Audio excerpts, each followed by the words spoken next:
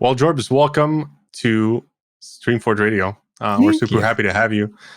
And for those who are listening or watching that don't know who you are, do you mind telling us a little bit more about yourself?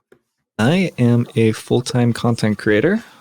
As of 6 years ago or so, I grew up playing strategy games. I played Magic the Gathering very competitively in high school and then got into online poker in college. So I played poker as a career for my early 20s. And retired from poker for a variety of reasons and found my love for strategy gaming and for storytelling and content creation as well, which were things that were lacking in the poker sphere. It was a very isolated job as a content creator. And that's what I do every day now. I play strategy games. I chat with people. My goal as a creator is to show a viewer what's interesting and complex about a game that they might not be able to tell without spending hundreds of hours playing it. Just sort of open the door and show them all the fascinating mechanics that are going on behind the scenes that are being wrestled with by my mind as I'm trying to beat a game on the highest difficulty, whatever it may be.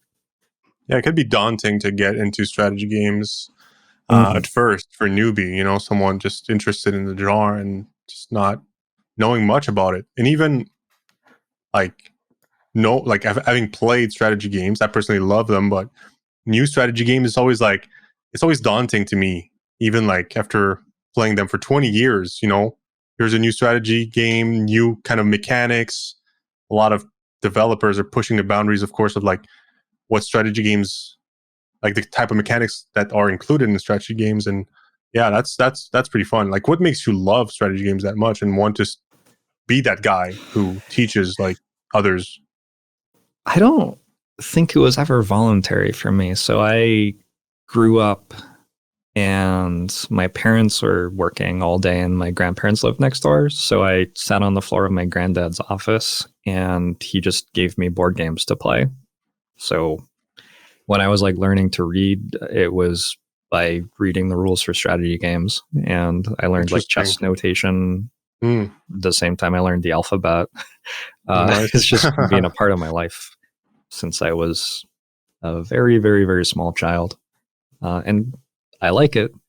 I like the complexity. I like that strategy games treat everybody the same for the most part. I like that if I do something in a game and you do the same thing in the game treats us both the same. I find that that's a really cool thing about strategy games that lets me connect with a lot of people from a lot of different backgrounds and different places in their lives and in the world. And we can talk about something that both of us can interact with in exactly the same way. And the rules are the same for both of us, which you don't get that in many other places in the world. True, especially in other games. You might say someone's asking, how can I be good at FPS game? And he's just hit headshots, but that's not as easy as it sounds. That's something you might have to train for 5 years to do. And if you're playing a multiplayer game, then you've got voice comms where some voices aren't respected as much as others. In a single player strategy game, though, it's really just you and the game, and there isn't that demand for input or anything. You can spend 5 minutes thinking about what your next mouse click will be. Mm-hmm. Yes, absolutely. Jorbs, I'm curious. I know you mentioned that you were a poker player previously. I'm wondering if you can talk about your transition into kind of streaming and playing these strategy games and what it was like coming from the poker world. Sure. So I have a very creative drive. I always have. I've always loved writing stories and telling stories and talking to people. And as a poker player, that was very hard to do. When I played poker 2008 to 2011, the game wasn't very well understood yet. And if you had something that you understood about the game that other people didn't understand, you didn't tell anyone because it made you hundreds of thousands of dollars. Sure, yeah. So I hated that. And I actually, my beginning of content creation was just making YouTube videos of me playing poker and explaining exactly what I was doing, which was not a sensible thing to do at the time. But I mean, nobody knew anyway. YouTube's discovery algorithm isn't that good, and I wasn't a known figure in the world. So those videos still exist and have like 300 views on them or something. I'll have to go check kind them of out amazing, yeah. Yeah, it's very young me. It's very young me. I wasn't as seasoned yet. Hello, guys. Oh shoot, I'm gonna close these. My webcam should be like there, but I don't know exactly how big it will be. I'll have to work that out. I'm in New Zealand to play poker, and I wanted to keep making videos for you guys. But yeah, I eventually, in 2011, online poker became very difficult to play in the United States. Legislation got passed that just made that sort of a no-go. And I traveled internationally a decent amount before then and a little bit after, but I had reasons to stay here. My family's here. My partner at the time was here. And so I looked for something else to do. And after I went back to school, I tried working on a game. And actually, when I worked on the game released and I streamed it a little bit. And that was the start of my content creation as a full-time job, because I was the person who knew everything about it.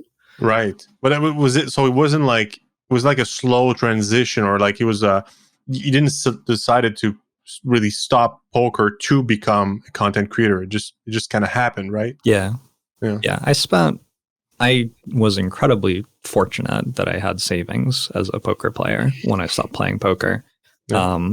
And I just got to spend 2 or 3 years in my early 20s trying things out and seeing if I liked different things. And I found this and I liked it a lot. If anybody ever gets the chance to do that, I highly recommend it, because those were some of the best years of my life for sure, both in terms of my enjoyment of life and also how much they were worth to me 10 years later. You don't know yourself as well as you think you do. I don't think anybody does. I still don't know myself that well. Definitely didn't in my early 20s. And so I learned a lot of things about just who I was and what I liked and didn't like. And we also constantly evolve, Yeah. And so we have always more things to discover about ourselves, because who we are tomorrow or today is not the same necessarily as who we were yesterday. So it's a constant struggle. I think that you get to know yourself more over time, because you just have more years of, life behind you. But who knows how much more there is to discover for each individual. That's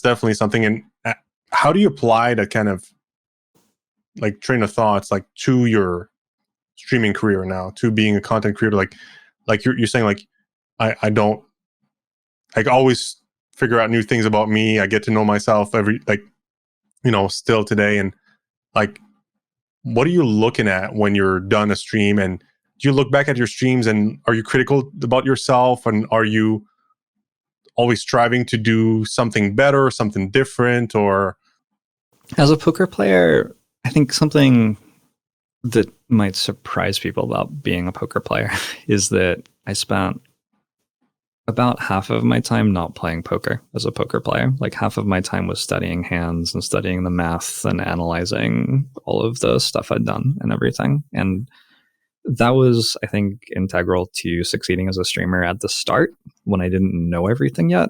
And so there were a lot of things to do at the start, like how do I want to moderate my channel? I had to work that out. And then if I want to moderate my channel in a way that people aren't used to, how do I communicate that to if someone wanders in from channel recommendations or something, comes into my channel and I'm not okay with that joke, but you're used to telling it somewhere else, how do I communicate to them, to someone? So it took me a long time to work that stuff out. When I was streaming to 15 viewers, it was very much okay, I can handle this. This is fine. When I was streaming to 50 viewers, it started to be a lot, overwhelming. And then by the time I got up to 300 viewers, I had to start putting systems in place. Okay, I have a moderation team. These are my rules. I have videos explaining why my rules are in place. I have a community that's set up with channels for different things. the way that I solved people reaching out to me looking for mental health aid, for example, was that I built a channel in my community that was for that. And so in there we have links to support hotlines and stuff like that. That was a huge amount of learning. But at this point in my career, I feel like I do have those systems set up. I have employees who do the things about my job that I don't like for me, which is really nice. I have a community of people who understand what's going on pretty well. And at this point in my life, I sit down and stream. I stream for 6 to 8 hours, and then I unplug and I do the other things that are going on in, the life of an adult. Working on buying a house. I have a relationship with a partner. I have a cat who's yelling at me right now. Yeah, I can hear that. That's amazing. I thought it was my cat, and I was like, oh God. So as long as it's yours. He yells at me exactly 15 minutes after food time because he wants me to put him to bed. He's very on brand for a cat. Yeah. So are you, let's say there's a streamer that's starting streaming on Twitch, and I'm sure you're familiar with like the mentality of like you need to grind to make it and so on and so forth. Like, I got 2 questions for you. One is like, do you feel like you were in control of your growth on Twitch? And also, because you've talked about spending time like when you played poker, like spending time not playing poker and studying, and like, do you believe that can apply to, or that applies to streaming as well, where you're basically streaming, but when you're not streaming, like there's other shit you can do to enhance your stream, or you can maybe look at your stats or try to find ways to increase the visibility of your channel elsewhere and whatnot. Like, how do you feel about that? And you feel you were in control of your growth on Twitch? Yeah. I think when I came up on Twitch, a lot of the stuff like Twitch Tracker wasn't really happening yet. I think there's much more of a sorry, my cat is yelling. There's much more of an awareness of numbers on Twitch now than there was 6 years ago, I would say. When I started, it was like, if I eventually got to 300 or probably even more, like 500 concurrent viewers, I could apply for partnership. And that was like the very distant goal somewhere in the far off future. And nowadays it's like you can get affiliate pretty rapidly with a much, much, much smaller channel than that. And so people right from the get-go are in this system where it's all about hitting the next numeric benchmark and stuff like that. But when you're thinking much more long-term, because that's where your goal is, like, how am I going to get to 500 viewers? I was thinking about more like, where can my audience possibly come from?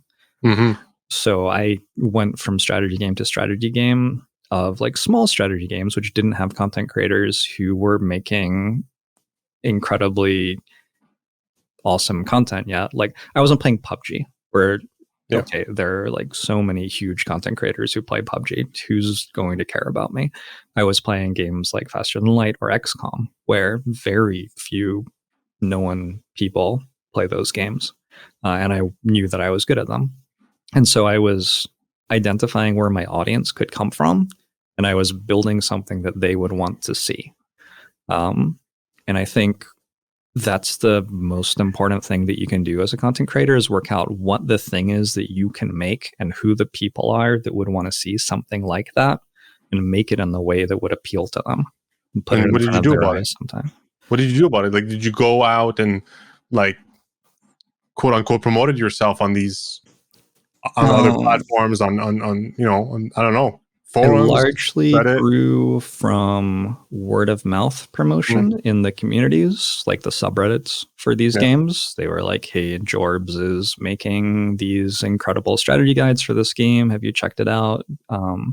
I also participate in those communities. So like I would write a lengthy strategy post and people would like it. And then it'd be like, oh, and you stream too. I'm going to check out your stream. I tried to make sort of, on the internet, you're judged as a streamer by your best and worst moments of your career. So if you have one awful day, maybe you get like banned, maybe your career is over forever. On the other hand, if you have this incredible moment where you like win a tournament in an incredible way, that's you for the rest of time. You're the person who won the Hearthstone tournament at BlizzCon in 2019 or something like that. And people know that and people care. And so for me, the way that I grew was I made content that no one else was making that was mine. And I put a lot of work into it. I spent like 10 hours making a 10-minute video, or I spent 40 hours going in excruciating detail through all sorts of strategies for a particular game. And I put that in front of the communities who cared about those games, and they liked that content. And then once you have someone caring about something that you've made, from there it's about like catching them. Okay, so you care about this thing that I spent 10 hours making, but it's only 10 minutes long. I need you to stay and be a member of my community.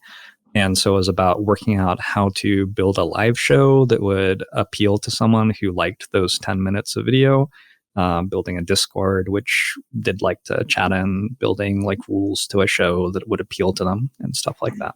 And that's how I managed to eventually grow to a point where I was a partnered streamer. And at this point, I don't think that much about growth. At this point, money is not a massive motivator to me. I'm thinking a lot more about my happiness. I'm thinking about how I can serve the members of my community who are already in my community enjoying it. And I'm thinking already a big thing to do, right? Like, because I mean, there's more and more competition.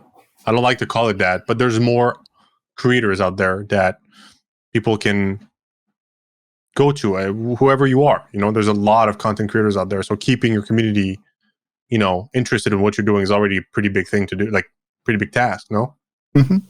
And I think a lot of the reason I succeed with my brand is that I don't care that much. Just like, I'm not pushing for metrics. I'm not trying to do the next big thing. I'm just a comfortable channel where you can tune in, and a lot of my viewers have been stopping by for the last 3 or more years. They know who I am. They know what to respect. They come home from work. I think a lot of my viewers are the sorts of people who work pretty challenging jobs. They get home from work, they're sort of exhausted. They just want to relax. And they are very smart people. They like strategy games, but they're not going to spend those like 2 hours that they have in the evening on trying to beat the newest strategy game on the hardest difficulty, because they just don't have any brain juice yet left. Their brain juice is done from their day at work. So they watch me instead. And absolutely, it works. Yeah. I feel like content creators in general care too much about numbers. Like they put too much thoughts, energy, focus on numbers. Like, how many viewers did I get today? How many viewers did I get yesterday? Oh, it's more, it's less. It's comparing their streams. And I feel like numbers are great. At Streamforge, we work with numbers. We love numbers. That helps us build campaigns, helps our publishers, find the best creators, and it's helpful. But I feel it's not helpful for the creators themselves.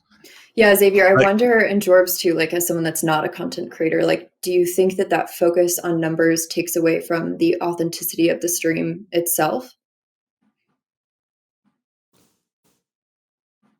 I don't look at my numbers much, so I'm not incredibly well qualified to speak to this, I don't think. I don't look at my subs. I don't look at my followers much, except recently I hit 100,000, so I monitored that. I look congrats on that, though. But you shouldn't care, right? No, it's a cool number. Yeah, it's a cool number. It's a cool milestone, for sure. There aren't many milestones in streaming. You don't get promotions, really. It's nice when something like that happens, so you can point to it and say, I did something. I don't look at my viewers during the live show, but I might look at them afterwards. In general, I think that the problem with numbers is they're not telling you the important stuff very well. So some important things that numbers aren't showing you usually are like, how much fun are your viewers having? Numbers don't really communicate that to you in any way. it really bugs me that there's still no way to tell what percentage of your viewers are new who are watching you. Because I think that's really important. If like 50% of your viewers right now have watched your channel for less than 20 hours, I think you should run your broadcast quite a lot differently compared to if 90% of your viewers have watched your channel for 100 plus hours. And depending on which content I'm making, those numbers change a lot. So that's something I'm trying to be cognizant of, but which numbers really don't tell me at all. What other things do numbers miss? My enjoyment, my mood is very important to how well the broadcast goes, and the numbers don't say anything about that. But for me, as this is something that you learn in poker, you have to pay attention to how well you are doing, like in here, rather than how well you're doing on the table. You could be up $5,000 for the day, but you might actually be exhausted and tired and sort of upset, and you should stop playing. You might be down $5,000 for the day, and probably if you are, you'll be upset. But maybe you're down $5,000 for the day, but you're actually doing pretty well, and you can keep going. And having a very good idea of how you're doing internally is crucial to playing poker well, and I think also to streaming well. You have to keep an eye on yourself. Absolutely. It's a very draining profession or even hobby. People that's why I'm talking about numbers, because people just put so much pressure on themselves. And for me, like, numbers, they're great if you want to look at them, like, and like, as you said, like, if you could see, you know, who's new, who's been watching you for a while and so on, and like allows you to adapt your content. But when it comes to, like, you know, oh, I got more or less viewers or more or less subs than last stream, and there's nothing else associated with it. There's no insight. It's just numbers. Like, creators, they don't control that. You know, like, you can take action and look at it and maybe draw conclusions or have theories about why something worked better than something else. But ultimately, you don't control who's watching you and who's not. You know, you don't control if one day you got 50 average viewers and the next day you have 40. You know, it's like, it's just, I just feel there's a lot of pressure put on the creators' shoulders. And guess what? You know, it's the creators are putting that pressure on their own shoulders, unfortunately. And I'm not saying, like I said, numbers are important for many things, but you don't control, as a content creator, you don't control how many people watch you, really. Right. So, and the ways that you do have agency over something like that tend to be long-term rather than short-term. Like a massive change in viewers from one day to the next could just be that somebody else is streaming the game and people are watching them instead of you, which has nothing to do with you at all. Exactly. It could be your best stream, like on a personal level, could be your best stream ever, but it just doesn't show in the numbers, you know, for XYZ reason, which is completely out of your control, you know. So it's like the stock market, right? Like, it's like one day it's going to go down. You don't know why. If you look at micro, like, well, one day, you know, going down, up and down, up and down. Like, if you look at 1 year, 5 years period, it goes up, you know. Yeah. Like, so it's you know, it's just a mentality that I think that I hope will change over time. I don't know if it can, but I just hope for the sake of the creators, because again, unnecessary pressure, I feel, is being put on their shoulders. Yeah, I think the ways that you do have agency over how that stuff changes are not very well presented in the numbers. Also, I think people understandably don't understand everything that's going on about content creation, because how could you? It's very new. You may be new to it. It's not a thing that even the people who have succeeded at it understand very well. Yeah, a lot of people who have succeeded as content creators have no idea why. I succeeded as a content creator. I made it or something, you know, like, it's like, I largely got lucky. Yeah. Like, I've described a way that I deliberately tried to succeed, but I was pretty lucky that it worked. Slay the Spire is the main game on my channel, and it blew up in popularity while I was playing it. So I was already one of the most well-known people playing this game, and all of a sudden 1.5 million people had bought it. Yeah. And that largely happened after I already established myself as a player of the game. So I got really lucky. So yeah, people don't understand the things that they do have agency over. And it can be frustrating to see that you're not succeeding. And it's very easy to go to the numbers and start fixating on those without recognizing that the numbers aren't really going to tell you what's wrong. And you can spend time thinking in other ways, like thinking about, how can I appeal to this particular audience? Could I make something for them that they'd really like? Looking at the numbers, I don't think will tell you that, but like reading in communities of the games you like playing might, or talking to other people who watch channels like yours might. So, yeah, absolutely. And it takes time, as you said. It's not like you change the way you do certain things and like within a week, oh boom, you double your numbers. Like there's so much luck involved and it takes time, for it to, and it might never, you might make the best decisions, always, on paper, if you will. And it's never going to matter because you don't have that luck. So it's a very cruel industry in a way when you're a content creator.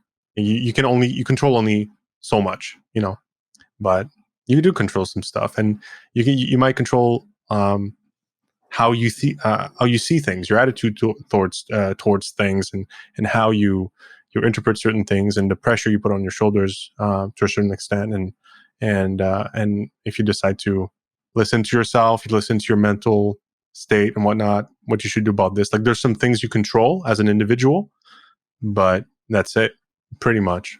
But how does, like, because I'm curious, you talked about the mental health within your community, having certain groups. I don't know if it's on Discord or whatnot, but like what's your relationship with that, with viewers specifically looking for help with that? Viewers looking for help. Well, I'm guessing because you right. I got this from Day9, Sean Plott, who is one of the trailblazers, I would say, of like Western online internet content creation. And one day I was watching one of his videos or something, and he was just talking about how he got to a point as a content creator where he realized that having one-to-one interactions wasn't working anymore. He didn't have enough time to have a 30-minute conversation with someone who was upset, or have a 5-minute conversation with someone who wanted to ask a question about how to play Protoss and StarCraft 2. He's a StarCraft guy. And so what he did instead was he took those sorts of interactions that he was having and he had them in one-to-many frameworks instead. So instead of talking to someone about their anxiety one-on-one in private messages, he spent an hour talking about his own struggles with anxiety in a very public way on a podcast that could be seen by hundreds of thousands of people at once. Mm-hmm.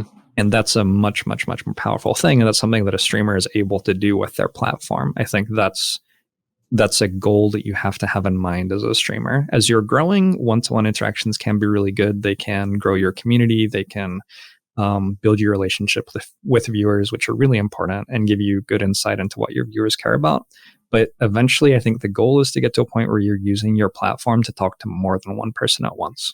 And that's what I try to do with things like mental illness in my community, and just supporting my community members in other ways is I build channels where they can talk to each other in one-to-one interactions. And in those channels, I try to have my own like video that introduces what I think, or my own big post where I talk about this issue, or I try to even platform other people. So we might have a charity month for mental health, and I will bring on mental health professionals and have them talk to my community, because I'm not a mental health professional. So I've actually reached out to community members to sort of train me in crisis management for mental health crises. If anybody comes to me in private messages saying that they're struggling desperately and really need intervention, I know what to do. Yeah. But beyond that, I'm not qualified to talk about anxiety. So I give that to other people, and I send my community to other people, or to the little channels where I have all the resources available for them, the phone numbers to hotlines and stuff like that. Yeah, that's smart. I mean, obviously you don't, as you said, you're not a mental health professional. But be maybe dangerous to give some advice without any training, but I think that's what you're doing is smart and it's great. And talking about yourself and your experience can be a relief for a lot of people. Just hearing like, hey, you're not alone. Like that's one of the best things, I guess. I'm guessing it someone in struggling can hear you're not alone. Like you're not, like I've suffered like you. I'm suffering like you. Maybe now, like here's other people, suffering the same way, and let's talk. And you're not alone. I think I don't know. You're not alone. I think it's it's a nice thing to hear from someone you look up to, especially. Yeah, making sure that on Twitch it's very easy to lose focus of the fact that you are a human and the viewer is a human, depending on which side of the interaction you sit on. It's very easy for viewers to not recognize that a streamer is a human being and not treat a streamer with empathy. And similarly easy for a streamer to not treat viewers with empathy. We were talking about numbers. It's very, very inhuman almost to take 100 human beings and say, that's 100 viewers. That's my viewer number. There are 100 human beings. Like, if they were in a room with you, you wouldn't think that's 100 people. You'd think, oh, that person's really cool. I love their shirt. Like that's probably more where your brain would be going, but that's not how we tend to think about our audiences because of how they're presented to us. They're hey, like chat, usernames. How are you doing, chat? That's exactly like you put them all together in one big ball, and it's like exactly. So I think it's really important to work out ways to remind yourself and your viewers that everybody here is human and show that vulnerability and be honest and just be human together. Absolutely. I wonder, like, do you ever struggle with that, like being vulnerable with your community? I mean, it's definitely hard to open up even one-on-one. Like I couldn't really imagine doing it to a ton of people. Yeah. Anytime that you are, well, it's certainly at this point in my career, anytime that I am saying something, I am probably anticipating what the worst possible response to it could be, and somebody out of the 2,000 people watching is going to have it. And that's just a fact of life, unfortunately. But you grow a really thick skin as a streamer. And also, a lot of the ways that you can have these interactions, which show that you're human to other people, can be private. Like they can be appearing on a podcast right now, or I'm actually working on a book right now. And those aren't, those are interactions which happen away from all of that reaction and then get presented after they're already created. The book. The book? What's going on with the book? Working on a book. The working title of my book is Before We Go Live. Really? Yeah. And it's about, it started off because the organization I worked for upset me. And so I started writing some stuff about my time at the org. And then I asked my project manager, Hannah, who you know because you work with her. She had also been employed by the org. And I asked her to like reflect on some things with me. Like, hey, remember when this happened? What was it like for you? And I just realized that her perspective on it was massively different from mine. She's a woman. She isn't a streamer. She works backend. And her perception of this industry was very, very different from my perception of this industry, and the ways that we were getting treated were very, very different. And so I just worked through a lot of stuff with her and with friends who are streamers, talking about ways that we've found to deal with stuff like sexism and abuse and mental health in this industry, and put it together in a book. I have a second draft right now, and I'm shopping for an agent. I'm sending off book proposals. It's very weird. Okay, so any agents listening? Yeah. If you are an agent listening. Or even if that doesn't sound like a book for you, I would love someone to just look at the book proposal, because like just give me some feedback. If you want to help with the book, reach out. Yeah, absolutely. Yeah, that's great, man. That's a great project. Awesome. And going back to your channel, so we work with a lot of publishers, and let me think for a second. Like, I think literally every single publisher we've ever worked with knows who you are. Not even that, not just that. They really like you, and they're always thrilled to work with you, or to hire you to play their game. And like, what gives? Like, what? I mean, I really like you as a content creator. I know, like, it's not like, right, but it's just weird to me that just publishers, devs, they're just really all digging Jorbs. The first thought is strategy games are they're all sort of the same game, and the concepts that you see in strategy games very much relate to things like game design or publishing a game or succeeding in business. It's all sort of the same types of ideas. It's like min-maxing and risk analysis and all that stuff. And so I think because I'm making that sort of content, that appeals to a lot of people who are drawn to making or publishing games.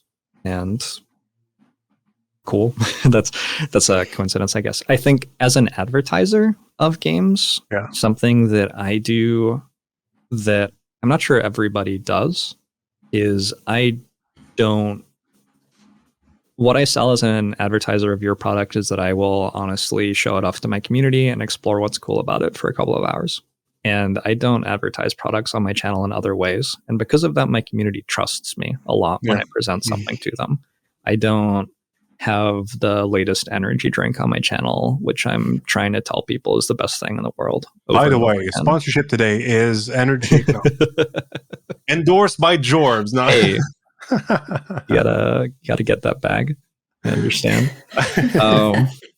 Yeah, but I don't do that because I struggle with it, honestly. The community that I built, if I present them a product like that and try to endorse it with like, anecdotally, I think this is the best thing ever, my community's like, we don't believe you.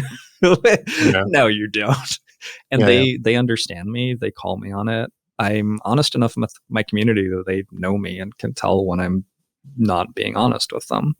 And so because of that, I'm pretty good at presenting games, especially if the sort of games my community might like, and they trust me. And it's fun for me to look at a new game and spend a couple of hours exploring what's cool about it. And it's fun for them. A lot of my viewers pick up games that I show off on stream and come back to me a week later and they're like, I'm so upset with you. I just played that game for 60 hours in 7 days. I got fired from my job. Yeah. Hopefully nothing that bad.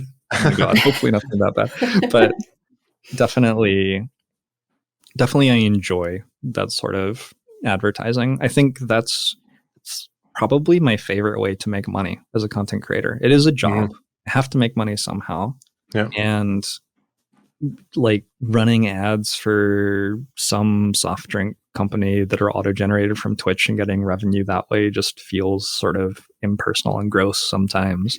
Getting subscriptions and bits and donations from viewers is nice, and I love that viewers support me, and I wouldn't be here if they didn't, but it's money that's coming out of their pocket, and to some extent I want them to have their own money to do cool things in their life with. Keep supporting me, but it's really cool when someone has a marketing budget because they're working at a game company and they recognize that my channel is a great place to spend that marketing budget, and everybody's happy. Like, they get new players of their game. My viewers get a new game that's cool. I get paid to run a sponsored segment. It's just a good thing. It makes me happy. Yeah, no, it's great. And every time we work with you was always a great experience. I think the fact that you're very professional, you're always very honest, and also I think you have a lot of respect for the developers, publishers, people behind the game, and you go deep. You take the time, your time to go deeper into the games that you're into. Of course, if you're doing a sponsorship, you might not play the game for 40 hours necessarily. Sometimes I do. Yeah, sometimes you do. I think what was the last thing we did? Like the last spell, right? Yeah, I played. You ended up playing like, how long have you played? Like quite a bit, I think. Game was fun. Yeah, it was a A lot lot of of fun. these publishers know me too, so they know like, oh, this game's gonna appeal to Jorbs. I sometimes wonder like if they're like, if we pay Jorbs for 2 hours, how many hours will he actually play? Yeah, Doing we're like actually the little working on an algorithm for calculation. that specifically for you. Uh, But yeah, no, but it's I mean, it's indicative of the quality of the game for sure, but also how targeted the game is towards the creator we hire for it, right? That's what we do, and we think that's super important because, like, for me, like, I know we haven't, like, I'm dealing with Hannah. When we want to hire you, I'm dealing with Hannah, right? She's great. mhm. Hello, Hannah. I'm sure she's listening. She better be listening. Come on. Yes, and she is great, and I wouldn't be here today without her. Like she does. The back end of streaming is a second entire full-time job, pretty much, Yeah. and she does all of it for me. So Yeah, no, absolutely. It was always a pleasure to work with her. And whenever we like, but every time we presented a game to you, I'm pretty sure, it was a go. Like you were into it. And if we ended up like just presenting project that just didn't fit your style as a content creator, like I don't think you'd be here today, really. Like I don't think we'd have a relationship with Hannah. I don't think, you'd be so stoked to be on the podcast today. And I think that, would you agree that, getting games or proposing games that content creators care about for sponsorship is an important thing on Twitch? Is there a lot of noise around there's sponsorships? a lot of noise. Yeah. I monitor my incoming email. Hannah has the password to that email account and does the actual work, but I see the stuff coming in, and it's not just like a ton of games that I don't care about. It's also like the same game that I don't care about every month sometimes. Like some companies just have a huge marketing budget and just want to shove their product onto every channel they can. And as someone who I think, okay, a fourth thing that I didn't mention actually when I was talking about the great things about being sponsored by a game I like is it actually like builds my brand in a positive way. If like some great new strategy game comes out and I'm one of the players who gets paid to show it off on release day or something, that's reinforcing my brand. People who are interested in the game log on to Twitch and see that I'm playing it and check it out, and all of a sudden I have new viewers and followers and whatever. But the opposite is true. If it's a game that doesn't work in my community, it detracts from my brand. And so Absolutely. I have to also think about, what is this doing long term? If I constantly am taking sponsorships for games that don't fit what I do, what does that look like a year from now when I've, I can tell you if you want to know. It's going to affect you very negatively. Your audience is not going to want to check out your streams when you're doing sponsorship because you're going to be like, Jorbs is just doing it for the money. Yeah. That's the worst thing that can happen because nobody wins, because at the end of the day, advertisers, even like us, we're going to see you look at your numbers, be like, Jorbs, whenever he does a sponsorship, he drops by like 60% because his audience is not on board because he doesn't play games that his audience cares about. So like it's a terrible situation for a creator if that's what they do.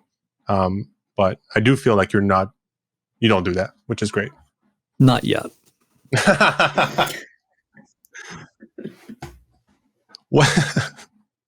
How much charity work do you do on stream, and how important is it for you and your community? It's a very messy question, actually. I basically started streaming because I wanted to raise money for charity, I think. Really? Something vaguely like that. Like, I used to make YouTube videos for a game called XCOM, and I decided I was starting to get a few viewers on YouTube, and they were leaving comments on the videos, and I wanted to be able to talk with them instantly instead of like a day to upload and publish, and then they comment and then I respond, and it takes like 2 days to actually exchange 2 sentences. So I built a Twitch channel and started live streaming, and when I did that, I was like, oh, so now my community is here, we can like do cool things together. And I like did a week where I was raising money for a charity called the Dream dream project program, I think, and stuff like that. And that's how I was talking earlier about like making the best sort of content that I could to attract people to my channel, like show them, hey, this is what I can do. Stuff that I can't make every single day because it's exhausting, but stuff that when I really put my mind to it, I can make. And that's what I've been doing with charity streams my entire career, pretty much, is I base those days around charity. And those are sort of the pinnacles, the high points of my community. This is where we say what we care about, learn about a new issue, raise money for it, show that we can make a positive change in the world, so on and so forth. I have seen in 6 years of doing this, charity streams become very, what's the right word? Very, like sometimes when the largest creators on Twitch are running a charity stream, they're getting paid for it, which is like abhorrent to me. And I can understand why they do it. And I can even understand the argument for it. Like you pay some huge creator $10,000 to run a charity stream for something and they get paid, so they'll do it. And their community donates, so the charity makes money overall. But I've never taken pay for any charity event I've run. Like the entire idea doesn't make sense to me. Kind of defeats the purpose in a way. That is my opinion. Yeah, that's mine too. And on top of that, there are platforms springing up which are about this. They're about how do we run a for-profit company that is about running charity events? How are we going to charge a charity in order to pay a content creator to take money out of their community and take a cut from that money to overall make a profit as middlemen? And that is gross. And I have had some like contractual interactions with them as part of a team where like the team was interacting with them. So I was obliged to go along, and that was really gross. So I'm a little bit disenchanted with charity events in the greater sense on Twitch right now. But when done well, I think they're incredibly awesome and important and good. And yeah, it's just you have to do them well. I feel like it has to be a genuine thing. You know, I when I used to stream several years ago now, a very small channel I had, but it, you know, my grand cousin was sick. He had testicular cancer, and I ran a charity for that, for testicular cancer, for research for that, and it did pretty well. I raised a lot of money. But I was close to my heart, and as a small channel, I was able to raise enough money because I had a story. I had I really was doing it for, I think, the right reasons, you know. And unfortunately, my grand cousin passed away now, but at least we raised some money, so maybe other people can not suffer as much in the future. So, and I feel like it's I agree with you. It's not genuine to do it for the money. I think there needs to be a genuine drive behind it, wanting to genuinely help a cause, and then being genuine is, it seems simple, but it's not easy to do. It seems sometimes you have to work on yourself really hard. Like I am lucky that I'm what a strategy gamer should look like in a lot of people's eyes. And that's because they're prejudiced and awful. But I know a lot of my friends who aren't like well-spoken white guys who are incredibly good at strategy games are just not treated very well when they play strategy games, because there's a lot of prejudice and perception that goes on in the community against that. But even though I'm this well-spoken, professional white guy, I still am not a perfect human being. And as a streamer, if you're going to be pretty perfect, no. If you're going to be genuine to 3,000 people, 8 hours a day, 365 days a year, and there are things about you that are awful, you find out pretty quick. Yeah, because people tell you. or someone asks you a question, you're like, oh, I'm embarrassed to answer that publicly because I don't like what the answer I have to that is. Mhm. So I've done a lot of work on growing as a human being since I started streaming. Just things like working out, like sometimes it's not appropriate to joke about something. Sometimes there's a way to say something kindly instead of dismissively. Sometimes there's an issue which I haven't been exposed to in my life because of how I grew up and what my background is, and it's a very important thing to know about, and I just need to read and listen and learn about that issue for a month before I can be somebody who runs a community that interfaces with it at all. And there's a lot of work that goes into that. If you're going to be a genuine person to thousands of live viewers, you need to do a lot of work on yourself. Yeah. You need to accept that you're imperfect. You might be wrong. You might not know the answer, and that's okay. And that's the way to grow. If you continually tell yourself, like, I'm right, you're never gonna you're gonna get stuck in that cement block and not move for the rest of your life. Absolutely not right. Almost never. Yeah, exactly. Right. It's like that's the hardest thing to acknowledge as a human being. Like, hey, I'm wrong. Like, instinctively, we think we're right because we're thinking it, right? We're like, that's the first thing that comes to mind. And of course, like, sometimes we'll say stuff that we'll regret, be like, I shouldn't have said that. But like, for me, acknowledging that fact makes you a much better, if I can say that, air quotes, human being than just being stubborn and being like, no, I'm right. Like, that's the way it is. Like, no, and dude, maybe you're wrong. That's it. Simple as that. It will like functionally make you better over time too. It's how you improve. I think so. I think that strategy gaming maybe taught me that. And like, I hold world records in strategy games where I consider everything I do to be wrong because the strategy game's too complicated. Like, I just don't know the right stuff to do yet. So I do something that's good enough to hold a world record, which might sound incredible to somebody else, but I know that I don't know everything and that somebody could come along and play better than me because I'm making mistakes all the time and I haven't solved every question. And that's how I treat my life as well. And life is way more complicated than the strategy games I'm playing. It's the hardest strategy game there is. Yeah. It certainly doesn't bode well. And it's other things too. Other things as well as just a strategy game. Yeah.